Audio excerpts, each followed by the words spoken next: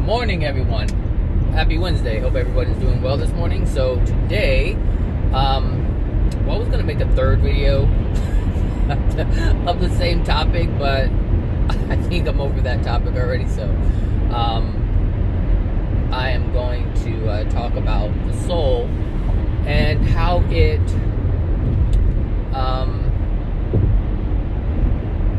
the soul is always doing something to satisfy itself, to soothe itself.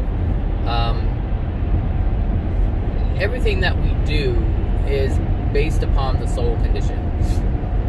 We may not believe that's the case, but it's always the case. Sometimes we think, oh, our mind is the one that is deciding, but all of the time, the mind is every decision you make and every action you take is really dependent upon the soul.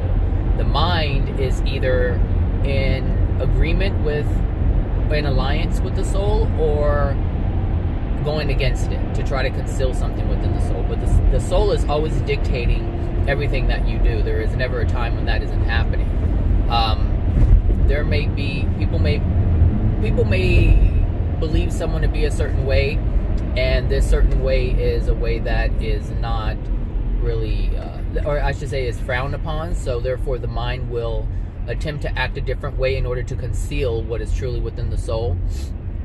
So if someone is always angry and irritated, and someone brings it to their attention, they will change their behavior because they don't want anybody to see that. But what they're trying to conceal is their soul. So they're making a different decision based upon the contents of their soul. And you can always tell. First of all, anger isn't something that you pretend you have.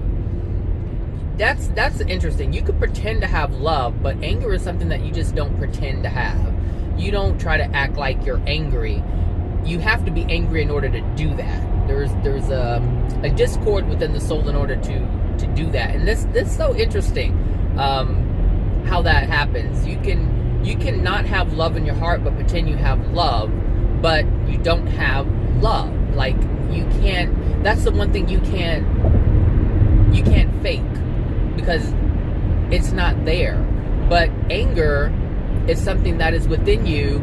Even if you pretend like you're angry, like you're really angry about something, which is really you're sad about something or uncomfortable with something, and it's that discord that is allowing that to even happen. Because happy people don't purposely act angry. Loving people don't purposely act angry. Loving people don't purposely act sad. I don't know if you guys or anybody out there has ever noticed that or recognized that, but love is love is something that cannot dwell within your soul, but you can pretend you are loving by doing kind things, by being nice. How do you think pedophiles get their victims? How do you think, rapists lure in their victims? Because they have a darkness within their soul, and they're pretending to be another way in order to lure someone in. But that all stems from darkness. That all comes from a place of darkness. But there isn't a loving person out there that would pretend to be angry or mean or mad. You can't do that. So anyone who is acting in a sad way, or in an angry way, in a pissed off way, in an irritated way, like, there's something that truly dwells within them that is that. And I don't know, I just find that interesting how it's one way like that.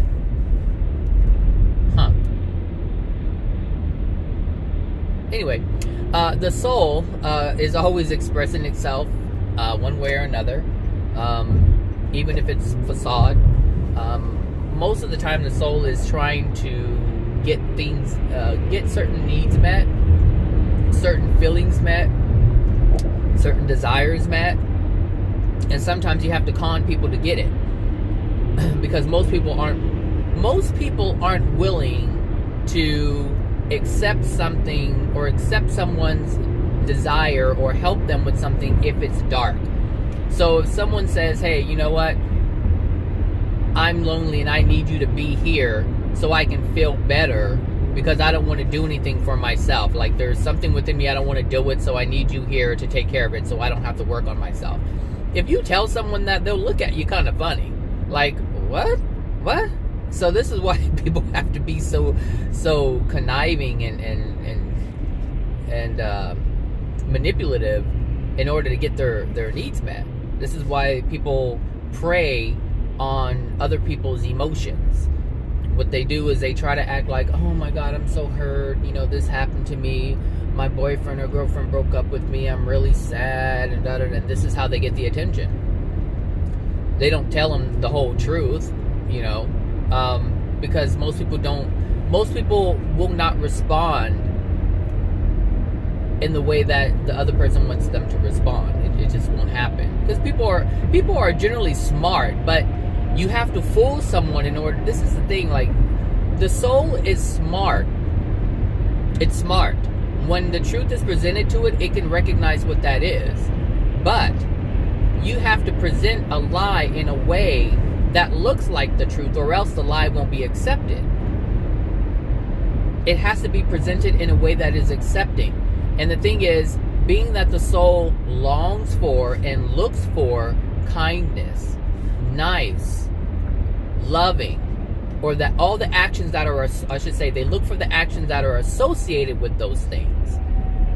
It doesn't necessarily mean it's coming from that place, but we look for things that are associated with that.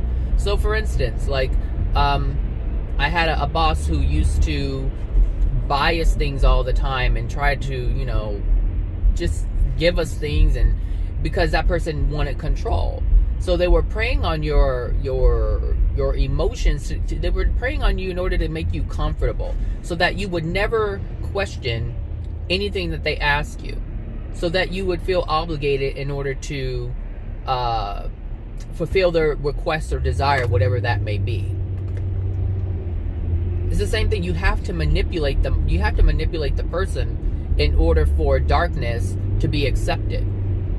And the thing is, once you do things with someone and you have gained their trust, as I spoke in the other video, I don't know if that one's being released or not, but I spoke about trust and how it is really a thing created from darkness. So when darkness has been created and someone has won over your trust, when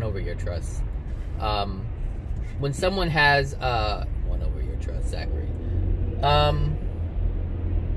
yes, won over your trust, what happens is you tend not to question anything, because that person hasn't presented anything that needs to be questioned.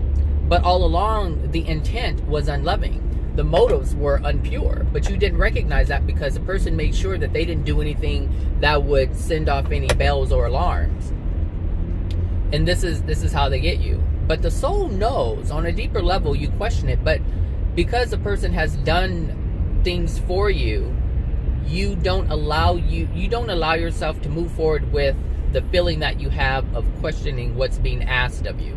This is how people get caught up in doing things that are supporting one's unloving nature or behavior, because someone has done something for you many times in the past, or even one time in the past that was of significance, of great significance to you, and now they're asking for that favor in return. And this is the issue. When the soul detects something, people automatically know I shouldn't have done it. Even when people are caught, they're like I knew better. I knew I shouldn't have done it, but the person has always done things for me, so I felt obligated to help them. This is why I make sure I don't accept anything from anyone if I feel it's not coming from a genuine place. Even if they haven't done anything to me that is unloving, if I've detected that they've done things unloving or they're manipulating other people, I already know where they're coming from. So I already know better not to accept anything. It's okay if I never get anything from that person, because why would I want something from someone who is unloving anyway? It comes at a cost. Anything that someone offers you who is unloving, it's going to come at a cost. It's coming at a cost. You just don't know what that cost is. I think I talked about this before. Like, the cost is too high. You don't understand the lack of value It's like someone saying you're buying a great car, but really the thing doesn't even have an engine in it. They're telling you all these great things, but there's no substance to it. There's no value to it. And so you're buying into something that's going to cost you in the end. But in terms of the soul, it is the one thing that I would recommend people to get to know.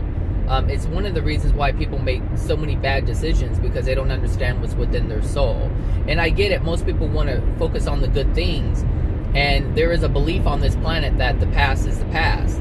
But understand, when it comes to the soul, the past is your present. And the past is the reason why your present is the way that it is. And the past is also going to create and mold your future. So this belief on earth that the past is the past and it's all, in the back of us now is not true. That is an untruth. But as long as you hold on to this truth, it's going to remind you throughout the rest of your life. What I'm saying today, your soul is going to remind you of for the rest of your life if you don't get this straight. And it's not because I said it, it's because that's the way God designed it. And some of you may not believe it, because some of you may have never heard it, and maybe your family or friends have believed this false belief of the past is the past, leave it alone. Let it go does not mean leave it in the past. Let go means stop actively resisting it, accept it, deal with it, release it, and move forward. Because once you release it, there's nothing to let go. Let go is not what people believe it to be. Letting go, I see this all the time. It's this new thing. It's like the new craze now. Like, let it go. Just let it go. Let it go. But people don't understand what let it go is. Letting go isn't just leave it alone. But still, it's not like you like some people actively hate people and they're like, just let it go. Yeah, stop actively hating people or stop actively feeling sad about something. But that doesn't mean that it's gone. You still have to deal with it. So, understanding how the soul operates and how your life is created is so important. And, there's this other thing, part of a teaching of a law of attraction, where you think, what is it? You see it from the place of having it rather than watching it from afar. So when you see something that you desire, see it from that place, not from afar. Like, you don't look at it from a distance. You don't look at it from an angle. You look at it from the place of having it. It's the same thing. Like, when you have a desire. That's what I wanted to say. So it's still part of this, but I just wanted to fold this in here. When you have had a life where it's been very traumatic and you feel you don't have any desires, you do have a desire, but your desire has been focused on running away from the pain, it's still running away from the pain, but it's how you do it. Some people are stagnated by the events that have happened, so that's their focus, to not feel it, so they kind of become numb. But you have desires. It's just that the desire is running away from pain. That's your primary focus, which is why you don't engage anything, because if you're not certain that you're going to get something, then you're not going to move forward with it, because it's going to cause pain. And that's your desire, to avoid pain, which is why people are stuck in their lives. So the best thing to do is start visualizing. Start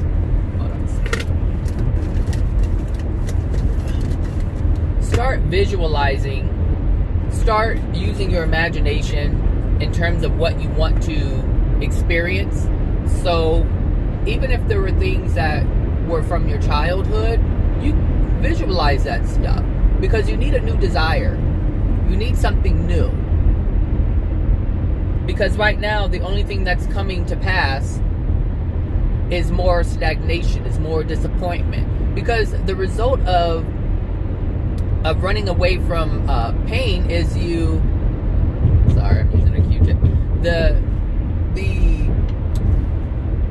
The result of running away, or I should say, the result of having a desire to run away from pain means you can't accomplish anything.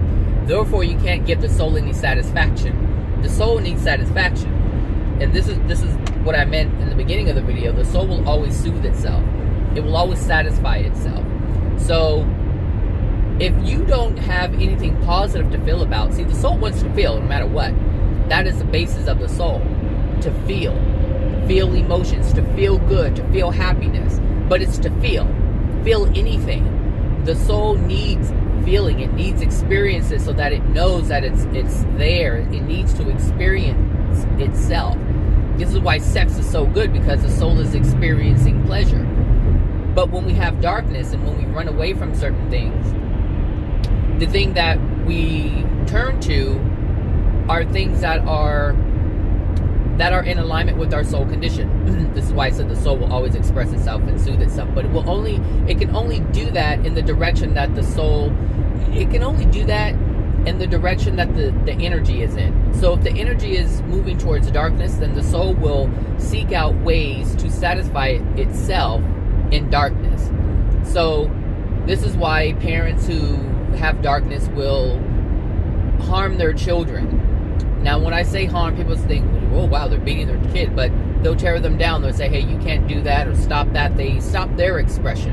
And the thing is, because they're feeling pain from not being able to express themselves in the manner that they would like to, they shut their children down. And this is pleasurable for them. They may not see it as that, but it's pleasure for them. It's like, it's pleasurable because it's not painful, if that makes any sense.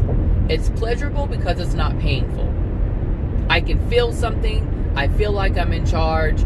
I'm not triggering my emotions, because if I see my kid being overly excited and happy, and I was prevented from being overly excited and happy, that means I have to shut that down. That's why parents say to themselves, or say to their kids, hey, settle down, when kids are doing nothing but having fun. Hey, settle down, settle down, settle down, settle down, quiet down. Because that's what they were told growing up.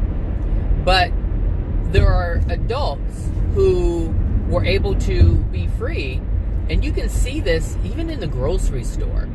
This is how you tell, what kind of childhood someone has had, by looking at their behaviors in the grocery store. You can look at Facebook too, because they don't see anything wrong with it. That's the thing. They don't see anything wrong with it. There's a slowdown on I-10 West that is causing a delay. You can avoid it by going via California 110, which saves 9 minutes. Thank you. If you prefer to stay on the current route, tap no thanks. Well, I'll take the route. I can't tap anything, but yeah, if you look at people in the grocery store, you can you can look, people, you can tell a whole lot just by looking at people. Especially, I like to look at people when they're not really interacting with other people, like strangers. When they're interacting with just like family, you just or just in general, just look at their facial expressions, their actions, and you can learn so much from people. It's much more difficult to, it's much more, oh my gosh, it's much more, sorry, I need some coffee, 1 second.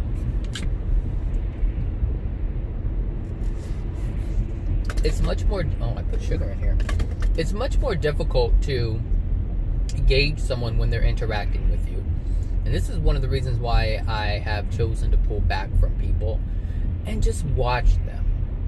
Because I learn so much more. I learn about myself, because there's certain things that you may see in people that you see in yourself, but you didn't notice because you were engaging with them. Understand, when we engage people, there's a facade that is presented, even if we're not aware of it. And the facade is based on hiding what's in the soul. Again, like I said, the soul is dictating how you behave. There is this one person who is attempting their best to not let anybody in their life so they don't know what's truly going on. But the darkness and the sadness is so great, it's written all over their face. It's written in their body language. It's in everything, and how they communicate with people. So people who shut down and close themselves off are hiding a great deal of trauma. People who are hiding themselves are experiencing a great deal of trauma, but they're hiding it. They're attempting to create a facade. Here's the thing: some people are able to create a facade. They have enough energy to do that, but after a while, it takes its toll, and you can no longer put up the facade because it's not real. It takes a great deal of energy to put up a facade. It's exhausting. People who age, there's a lot of energy being presented in order to control how they come across to others. And it is exhausting. It ages you. But if you're just accepting of who you are and the traumas you have, you tend not to age so quickly. Because even though you have the trauma, you're not using extra energy in order to present a facade. And the thing is, the more you present a facade, the more degradation you will incur, because you're not allowing yourself to see anything that's wrong with you. Because you're presenting something that you're presenting this character that says, hey, everything is fine.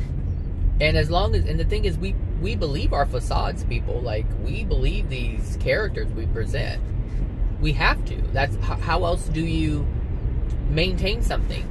So an example of this is you've probably come across someone who wasn't planning to have something exposed, and right off the cuff they try to lie, but it's like so fake, you're like, I can tell you're lying because the way you're covering it up is like so obvious.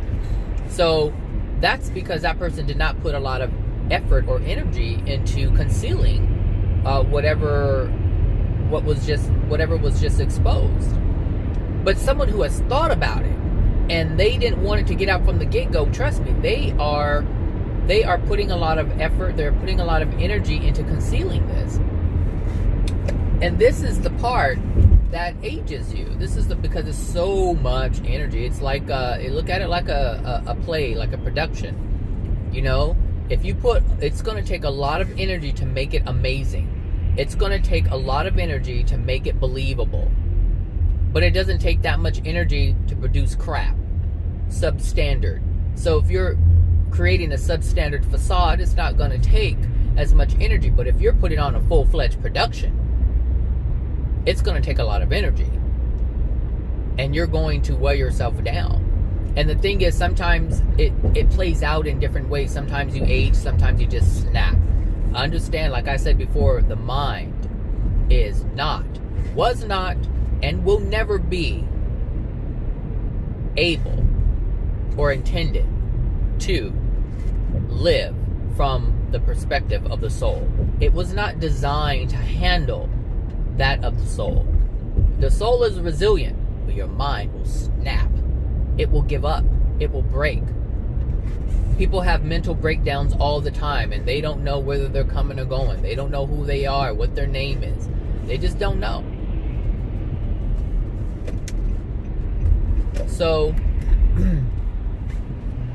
you know, and the same thing happens in the spirit world. The darker you are, and the more you try to deny who and what you are, you will snap, even in the hells. The darker you are, the lower you are in the hells, the greater the chances are, not chances, but the greater the experience would be in terms of you losing your mind.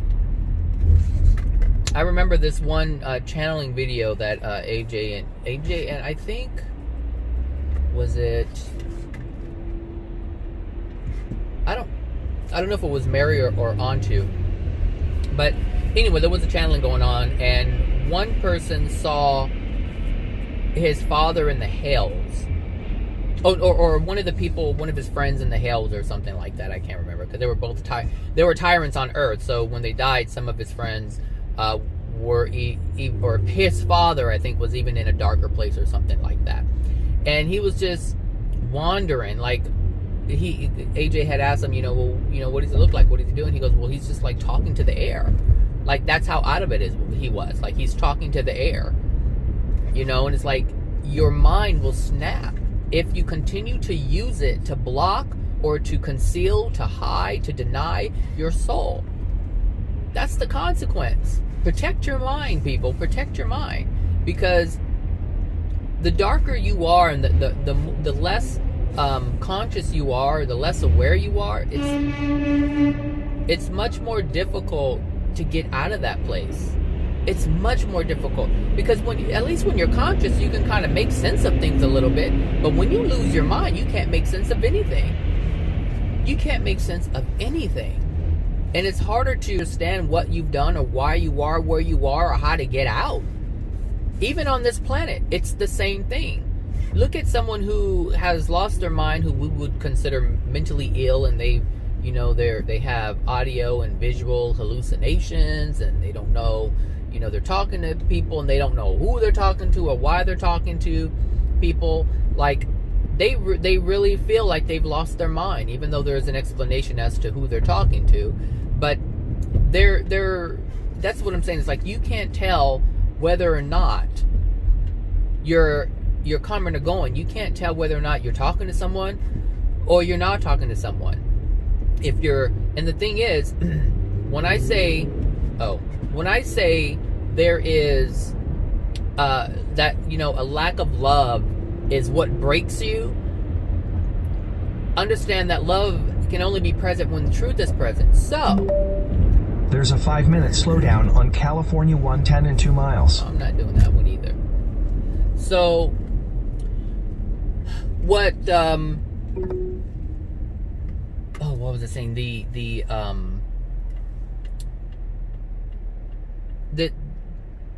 What was I saying? I know it was about spirits. The truth and love. So when truth has to be present in order for love to be present. But here's the thing. If you don't have truth, that means you can't. If you don't know truth or hold truth. Oh shit. What was that? Oh, not my dragon fruit. Rolled over. So if you don't have truth, you can't have love. And if you don't have love within your soul, your soul is dark. All right? So if you don't have truth about spirits and you hear them talking to you, or you hear voices, I should say, but you don't know where those voices are coming from or how you're able to hear them, that means you don't hold truth. And so this is going to take you on a path of darkness, because truth is the only thing that will explain what's happening. And when you accept the truth, you have love. And if you have love, you have power. And if you have power, you have the ability to overcome any of it, because there's nothing to really overcome, because you understand it. With understanding comes peace and ease. So for instance, as an example, people who are hearing these voices, they're literally hearing spirits who dwell in the spirit world. So all they're doing is hearing people who lived on earth and no longer live on earth, and now they reside in the spirit world, and they're able to hear them. But because they don't know that, they think they're going crazy. Now, going crazy is the facade. Going crazy is the untruth. Going crazy is a lie. Do you understand? That's why it's all happening, because the untruth has been held. The untruth has been held. And now you must suffer the consequences of holding the untruth. That's all it is. That's all it is. People are not crazy who are being told, they have this diagnosis and you're hearing voices, they're not really there. Well, only the ignorant will say they're not really there, but the informed will say, hey, I know exactly what they are. And you don't have to be afraid of them. This is what they are. You just have to learn how to tune them out if you don't want to hear them, because they are dark spirits. Trust me, any spirit who is talking to someone and it creates fear within the person they're talking to, they're unloving. They're not a loving spirit. If you don't want to hear them and they keep talking to you, they're unloving. If you're here on earth and you don't want to talk to someone or hear someone and they continue to talk to you, they're being unloving. If someone says, leave me alone, and they keep talking to you or bothering you, they're being unloving. That's just it. It's the same thing. But if you don't know these rules, if you don't know these laws, then you won't look at it for what it truly is. And since you can't look at it for what it truly is, you have to suffer the consequences. You have to feel the unlovingness of it. You have to feel sometimes, for some people it's terror. For some people it's uncomfortable. It's intrusive. So, it doesn't matter what the truth is, or I'm sorry, what the subject is. If you don't hold truth on that subject, you're going to suffer some type of pain, because that is a consequence of not holding the truth. Pain. All pain comes from someone holding lies, someone holding an untruth, someone holding something that God didn't deem to be true. So if you're in a religion and you have religious beliefs and your life is crap because of these beliefs, it's because you hold an untruth. That's how you tell. But you can't tell someone who is part of a religion because they believe that it's all right. All of it is right. This guy had sent me messages on my videos of AJ, or videos on my channel of AJ doing channeling work or helping spirits, and they just went on and on about the Bible and verses and all this kinds of stuff and listing scripture, and it's like, this is a person who you can't tell anything. So I ended up just saying, hey, you know what? I'm not arguing with you. I'm just saying, wait till you die and then you'll see it. Because obviously you don't want to see it now, and you're making it a point to, you're making a great effort to tell me what you believe the truth is. That tells me that you're holding an untruth, or you don't believe truth if you do hold it. So there's many reasons, but if there's any kind of forcing of anything, you're not living in truth, and you're certainly not living in love. You can't force anything. The subject or the topic may be God's truth, but you're not living in truth if you're forcing it. If you need someone to believe what you believe, you're forcing it. You're trying to change someone's mind even when their mind doesn't want to be changed. Meaning you're not honoring their free will to believe whatever it is they want to believe. So though you may hold truthful knowledge, it doesn't mean you're living in truth. Which means the truth that you hold is kind of null and void. It's like, what's the point of holding the truth if you're only willing to live unlovingly? If you're only willing to deliver it unlovingly? Understand, truth that is not delivered in truth isn't truth. Truth that has part of it missing is not truth. It's a lie. Truth can only be truth as a whole. This is the way the Creator has created it. Again, I didn't create this. I didn't create it at all. But if you pay attention to what I'm saying and actually look at what I'm saying, you'll understand. You'll have a clear understanding.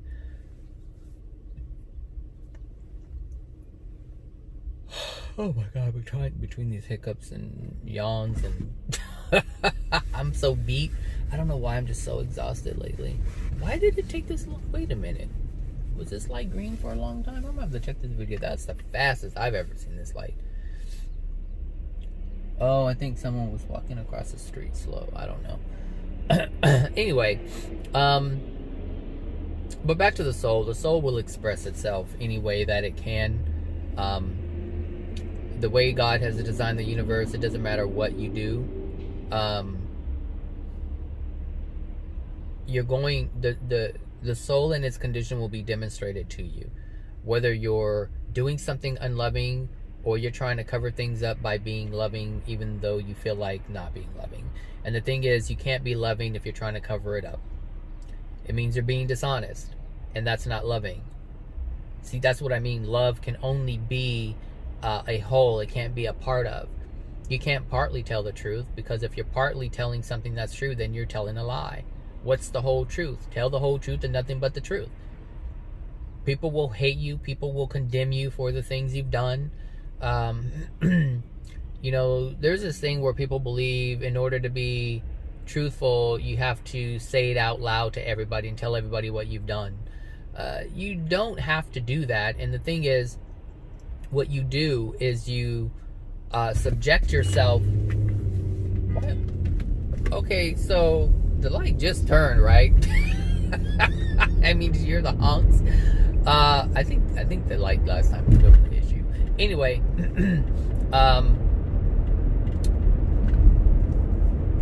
you can't live life just telling half truth. It has to be the whole thing has to be there. There's no way around it. Like I said, people will hate you, people will dismiss you, but understand the world as a whole, people hold different views. Most views are unloving views, but they'll hold you to those views because it's their view, it's their belief that something.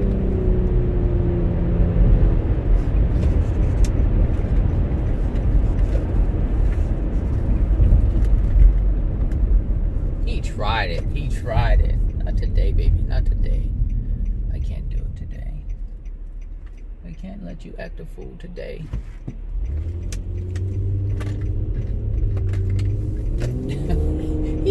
he went. There was a car who didn't want to let. There's a Lexus behind me. He didn't want to let me in. So that's why I had to go fast and pass all those other cars. But he, instead of getting trapped behind the cars I went around, he went into the bike lane and drove like 80 miles an hour to try to pass me. And he's still behind me. I know he's angry. I know this man is so angry. He woke up angry. I didn't make him angry. He woke up that way. So anyway, when it comes to people, accepting you and things like that, you have to let that stuff go. You just have to let it go. You have to let it go. Don't harp on it. Don't hold on to it. Just let it go.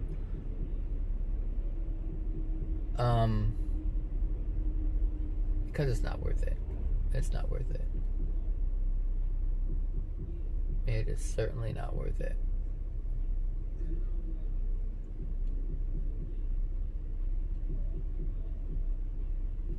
I heard thumping. I thought my car was knocking, but it's somebody's bass thumping. Yeah, I've learned this myself. It's to just let that stuff go. Don't hold on to it. You get, when it comes to bettering yourself and success, you can only really do that when you focus on your life. You can't do that when you incorporate someone else into that. And it's not that you're incorporating someone into your plan of success. It's your focus on other people and how they feel or think about you. This holds you back.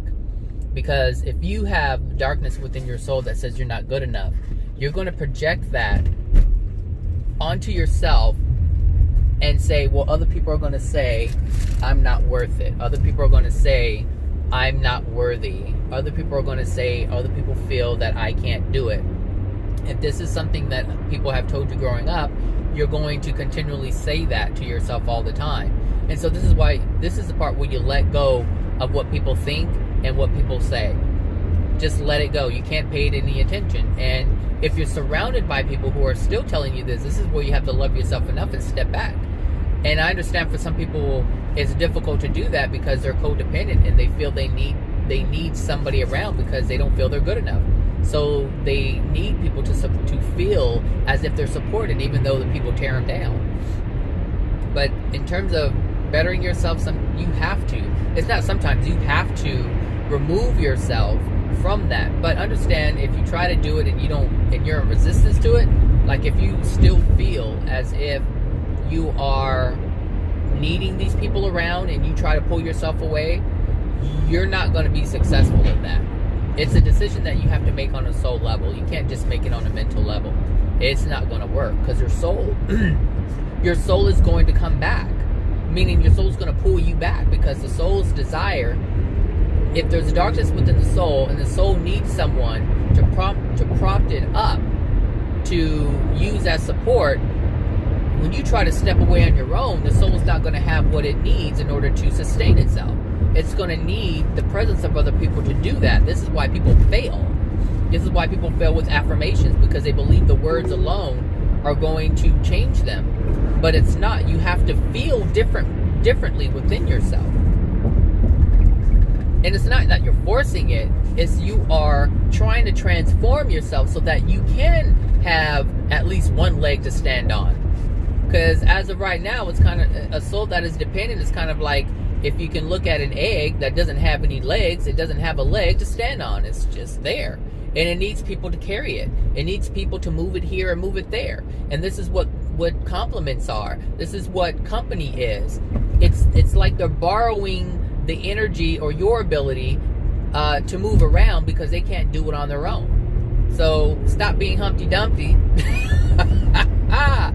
You know, who sat on the wall, because you know what ultimately happened to Humpty Dumpty. He had a great fall. And that's what happens. You know, you fool yourself with the mind saying, I can do it. Same thing with alcoholism. Alcohol dependency, substance dependency. It's the same thing. You know, you need the alcohol to prop you up, and you get off of it, you're like, yeah, I can do it. But you haven't dealt with the very reason that caused you to drink. So when you stop drinking and you're like, yeah, I don't need anybody, I can do it on my own, you end up relapsing because you didn't have what it takes to hold yourself up. You were still broken. Your legs were still gone. So now you need the alcohol, or you need other people. Some people, it goes from alcohol, it goes to, you know, being dependent upon people. There's so many different things, so many different ways the soul can manipulate things in order to prop itself up when it can't sustain itself. So this is why it's important to have every decision you make come from the soul place, not the mind place. Remember, you keep taxing that mind, it's gonna break, people. It's going to break, and you're gonna become more angry. And look, the more angry you become, the more degrading you become, because the more angry you are, the more negative projection you place upon others, which darkens your soul. This is why I say, get ahead of it, because if it gets too deep, you start harming yourself even further. And then you'll wonder why your body's falling apart. You will wonder, even people who are, you know, rich, and they can do all these beauty things, and the Botox and the daily facials and the micro abrasion stuff, or whatever they call that thing. You know, they're doing all this stuff, and meanwhile, they're like, I have cancer, I had a heart attack, I had a stroke, I had this. They have all these other things to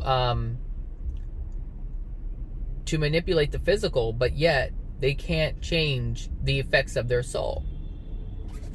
This is why it's so important, people, to understand this stuff, to know when you're harming yourself, even though you feel you're taking care of yourself. People may think, you know, oh, I go get Botox, I go do this, I go do that, you know, and they feel they're taking care of themselves and, you know, keeping themselves looking youthful because that's the thing to do, when in reality, they're in denial. There's a fear of getting old. There's a fear, and really what it is a fear of their soul condition. That's the fear. Their soul condition. They don't want to see the true reflection of who they are, so they go keep getting all this plastic surgery and Botox. But they are falling apart on the inside.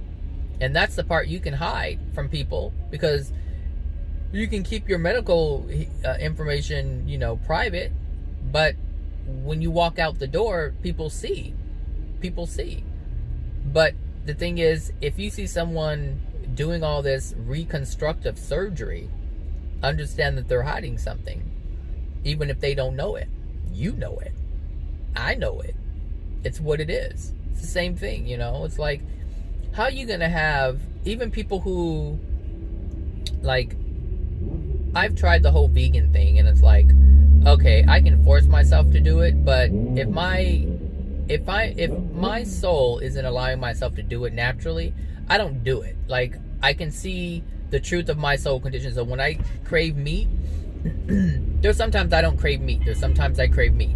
But I never deny myself, because how can I see the true condition of my soul if I'm always hiding something or denying something? Some people will force themselves. They're like, no, it's bad. I have to do this. I have to do it. I want to live long. I have to do it. But it doesn't change your soul condition. So when I eat meat, I know that that's an unloving aspect of who I am. So I have to acknowledge that I'm doing something that's unloving, and that will help me figure out what it is that I'm doing. But when I try to force myself to live a certain way, I won't. It's like I hide the true cause from myself, and I can't figure anything out.